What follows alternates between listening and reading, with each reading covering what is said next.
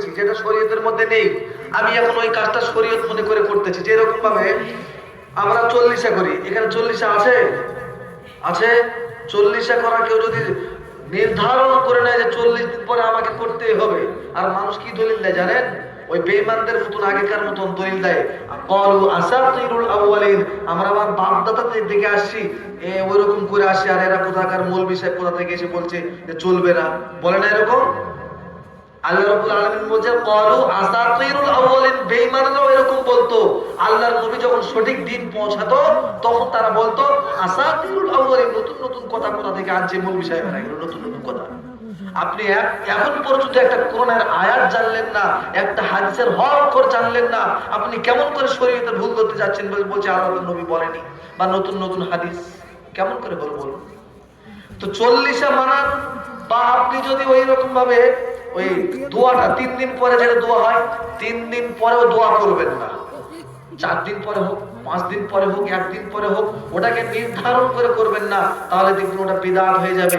ওই নিয়ত করতেছি, দোয়ার নিয়তে বসতেছি, মাইয়াতের মাগফিরাতের জন্য ভালো কাজে বসতেছি, ওই যে একটু নিয়ম কানুন আর ইখলাসের মধ্যে নিয়তের মধ্যে গড়বড় হওয়ার কারণে সম্পূর্ণটা গুনাহে পরিণত হয়ে যায়।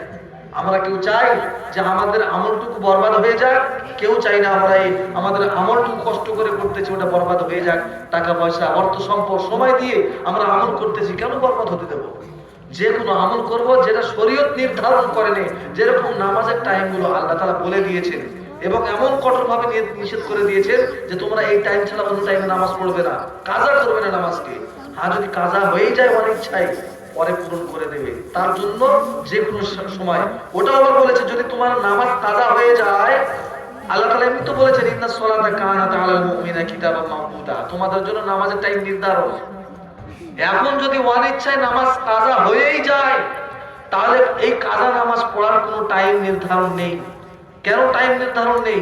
তাহলে আমরা তো টাইম নির্ধারণ করতে পারতাম, যে কোনো টাইম ওই টাইমে পড়তে হবে, কাজা নামাজ পড়লে হবে না।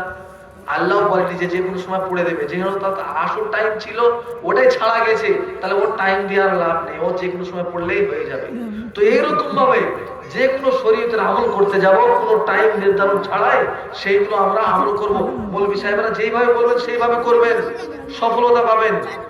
আমাদের বলার পরে অনেক মানুষ এখনো চর্চায় আছে, ছেলেরা আবার মা বোনদের দোষ দেয়, বলে বাড়ি থেকে মানে না, ওই লাড্ডু না কিনলে নাকি বকাবকি করে, আবার 3 দিন পরে না করলে নাকি বকাবকি করে। আপনি কেমন গার্জেন হয়েছেন যে আপনার কথা নিজের স্ত্রী মানে না, আপনার বাড়ির মেয়েরা মানে না? কেন মানবে না? আমার নবী যেটা করে দেখায়নি, আমার আল্লাহ বলেনি, আমরা কেন করব? তাহলে কটা কথা হলো যে আমরা মরণের পরে 3 দিন ছাড়াই যে কোনো টাইমে আবার দোয়ার মজলিস করব, ঠিক আছে? আর একটা করব যে দোয়ার মজলিসে আমরা ছাড়ার চেষ্টা করব, এটা ভালো না। ওই যে আমরা লাড্ডু খাই, আপনারা বলেন তো মিঠাই কখন খায় বলেন? আপনার কন্যা সন্তান হয়েছে তখন দেয় না, আবার কারণ জীবনে একটা সন্তান হয়নি, হঠাৎ করে একটা হয়েছে, চাই সে কন্যা হোক বা একটা ছেলে সন্তান হোক, সবাই মিঠাই খাওয়ায়। এবার 4টে 5টা শুধু ছেলে হয়ে যাচ্ছে, মেয়ে হয় না, আবার মেয়ে হলে মিঠাই খাওয়াবে, আবার মেয়ে আর মেয়ে, একটা ছেলে হয়েছে আবার মিঠাই খাওয়াবে, পরীক্ষায় ফার্স্ট হয়েছে মিঠাই খাওয়াবে। তো খুশির সংবাদ পেলে মানুষ মিঠাই খাওয়ায়।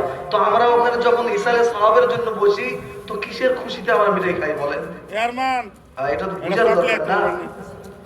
তো এই মিঠাই খাওয়াটা আবার লাইন দিয়ে কাড়াকাড়ি করে, বলে না? কত খারাপ লাগে বলেন?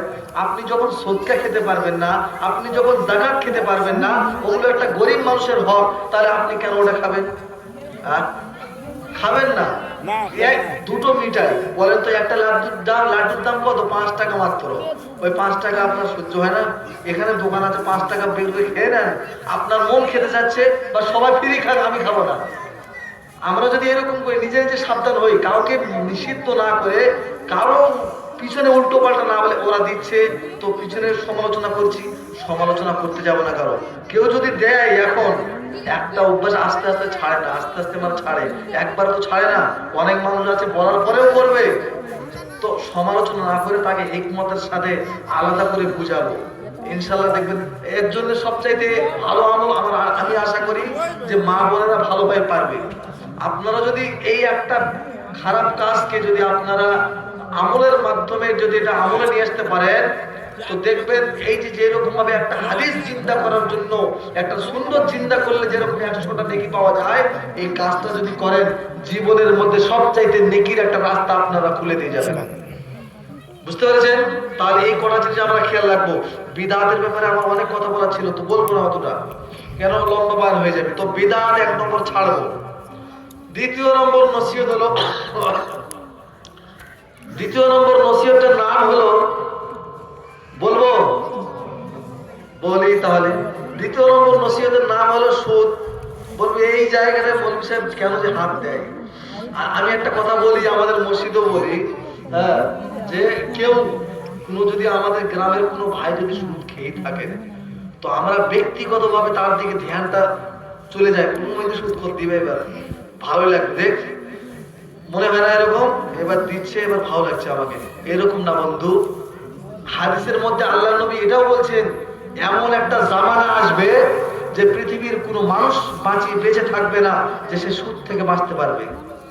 হয়তো সে সুদ খায় না, কিন্তু সুদের জন্য সহযোগিতা করে, একে অপরকে কথা বলিয়ে আর বুদ্ধি দিয়ে বা কলম দিয়ে লিখিয়ে বা এরকম হবে। এই আমাদের মৌলভী সাহেবদেরকেও কিন্তু সুদ খেয়ে ছেড়েছে অনেক মানুষ। অনেক মানুষ টাকা পয়সা ইনকাম করে সুদ, কিন্তু আমাদেরকে দাওয়াত খাইয়ে আমাদেরকে সুদ খাইয়ে দিচ্ছে। আল্লাহ নবীর হাদিস কিন্তু সত্য, বুঝতে পেরেছেন?